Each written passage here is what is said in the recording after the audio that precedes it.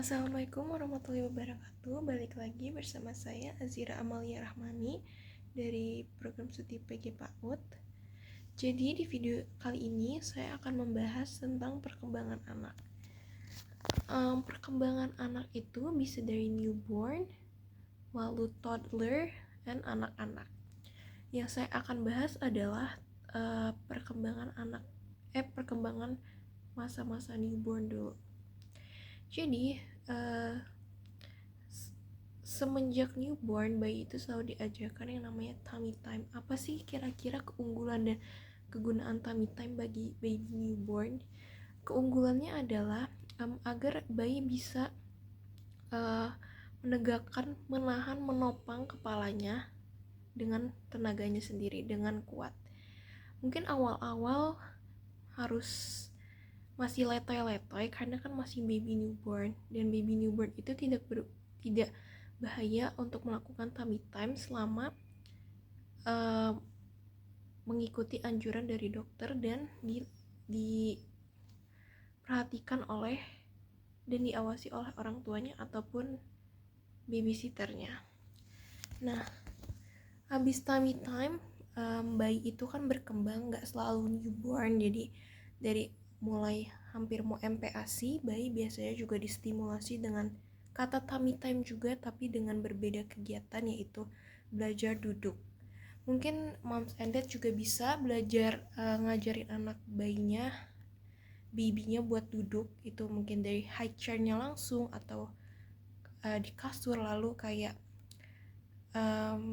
ditopang dengan bantal atau guling di belakang bayi, jadi posisinya duduk. Jadi saat bayi itu sudah mulai MPASI, sudah terbiasa dengan posisi duduk dan tidak kaget. Bisa juga distimulasi mulut dan lidahnya untuk merasakan MPASI. Mungkin untuk sebelum mulai benar-benar MPASI, biasanya dokter juga menyarankan yang namanya tuh percobaan makan pertama. Contoh kayak dikasih pisang atau dikasih lihat makan, apakah anak itu sudah tertarik atau belum dengan makanan. Tapi semua itu harus dikonsulkan juga ke dokter obgennya masing-masing supaya tahu perkembangannya, apakah umur segitu udah boleh start untuk MPASI atau tidak gitu. Lalu setelah MPASI akan masuk di masa toddler. Masa toddler menurut saya tuh paling challenging karena kayak pasti ada masa-masa dia tantrum, dia cranky, dia banyak tahu, dia ingin tahu ABC 5 dasar, pokoknya semua ingin tahu. Tapi semua anak akan melalui yang namanya masa toddler, masa tantrum, masa ingin tahunya itu semua anak akan melewatinya itu. Gimana caranya untuk menghadapi anak tantrum? Jujur kalau menghadapi anak tantrum, karena saya belum punya anak dan adik saya sudah gede, jadi saya juga agak lupa ya. Tapi setiap orang tua itu kan mempunyai caranya masing-masing, dan menurut saya itu hak mereka juga. Kalau anak tantrum itu menurut saya biarkan saja anak itu meluapkan emosinya, entah dia lagi sedih, dia lagi happy, dia lagi marah, biarkan saja dia meluapkan emosinya.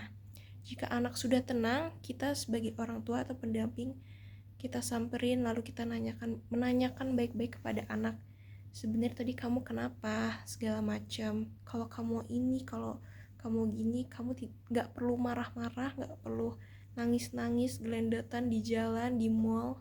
Kamu bisa ngomong baik-baik, sopan, tenang, gak usah teriak-teriak gitu. Karena kalau kita kasih taunya baik-baik, insya Allah anak juga sebenarnya akan ngerti apa yang kita omongin, yang kita sampaikan.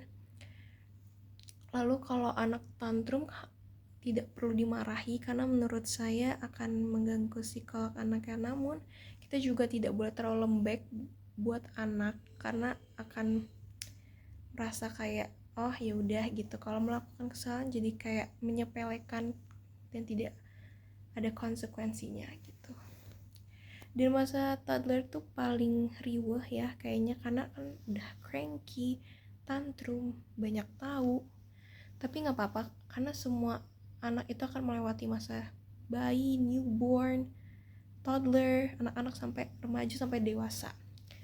Jadi masa toddler tuh menurut aku masa-masa yang paling wow, karena harus menghadapi ketantruman, kecrankian, keingintahuan dia tentang apa yang dia lihat gitu.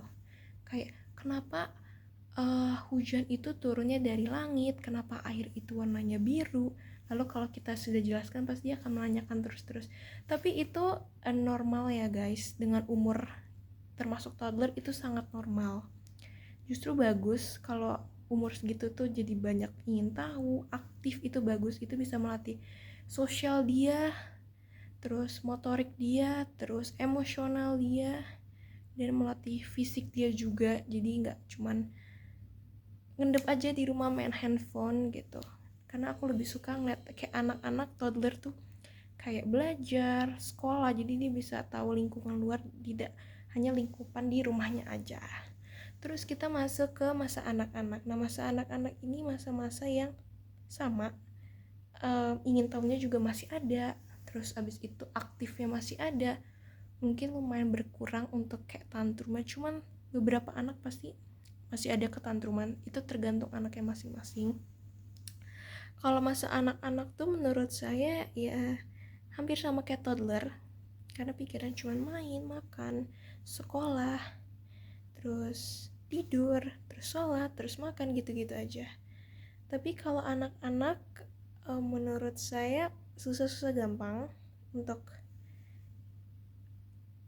merawat dan mendampinginya. Karena adik saya masih sudah anak-anak, sudah kelas sudah SD, jadi saya merasakan kayak jujur adik saya tuh banyak ingin tahunya banget pas masih SD. Dia segala hal yang dia lihat selalu ditanya, ini kenapa gini, ini kan sama aja kayak masa-masa toddler. Cuman mungkin kalau masa-masa anak-anak itu kan karena udah mulai sekolah yang SD gitu, jadi dia juga udah belajar pelajaran, lalu dia belajar memanage waktu, terus belajar bertanggung jawab sendiri, apa-apa udah sendiri. Walaupun mungkin sometimes kayak dia membutuhkan bantuan, tapi itu juga nggak apa-apa. Kadang-kadang tuh apalagi anak zaman sekarang ya, anak kelas SD tuh menurut saya ada yang udah bisa apa-apa tuh nyiapin sendiri, terus ke sekolah sendiri gitu.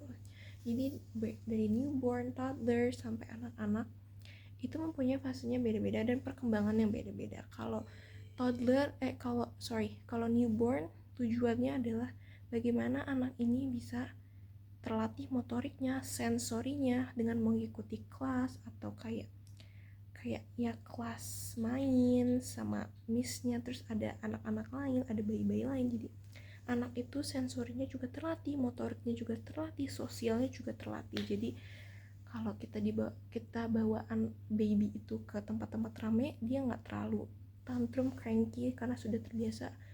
Oh, kalau sekolah dia tahu nih ada teman-temannya, dia main, dia snack time bareng-bareng, dia sensori juga bagus banget buat bayi. Terus kalau toddler, tujuan utama toddler itu perkembangannya lebih fokus ke sebenarnya sama, masih fokus ke motoriknya juga, sensornya juga masih difokuskan juga kalau toddler, karena kan termasuk masih anak kecil ya. Jadi kayak masih yang harus kita pantau banget sebagai pendamping atau orang tua, yang kita harus pantau. Kita harus kayak sebisa mungkin kita ngasih dia jauh, mungkin sedikit lebih banyak aktivitas selain bermain ya. Selain bermain gadget atau apapun itu, kita harus lebih memberikan dia tuh kayak permainan, pelajaran yang have fun buat mereka. Gak cuman kita bermain, tapi ada pelajaran yang bisa kayak dia mengerti gitu. Terus kita, karena mungkin kalau toddler tuh tujuannya sama sih sama baby, cuman mungkin kan kalau toddler tuh udah dia bisa merasakan, dia sedih, dia marah, dia udah bisa ngomong apa yang dia rasain tuh, dia udah bisa ngomong. Terus kalau ke masa anak-anak itu mungkin lebih ke banyak sabarnya juga, karena dan tujuan di perkembangan anak itu sebenarnya udah agak beda ya tujuannya secara perkembangan. Pastinya kalau motorik dan segala macam itu kalau menurut saya sih udah nggak terlalu difokuskan lagi ya, karena kan udah dari baby sama toddler gitu.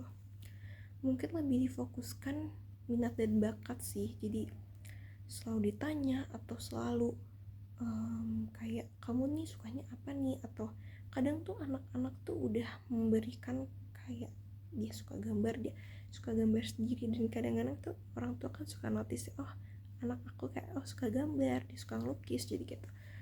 Lebih fokus ke pendidikan sekolahnya juga kalau perkembangannya, terus mentalnya gimana caranya mentalnya tuh harus oke, harus baik gitu. Dia harus selesai pulang sekolah harus sering ditanya gimana sekolah hari ini gitu, karena di umur segitu juga lebih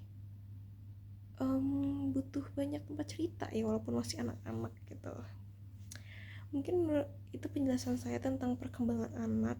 Mohon maaf banget kalau penjelasan saya masih ada salah ataupun kurang. Mungkin segitu aja. Wassalamualaikum warahmatullahi wabarakatuh.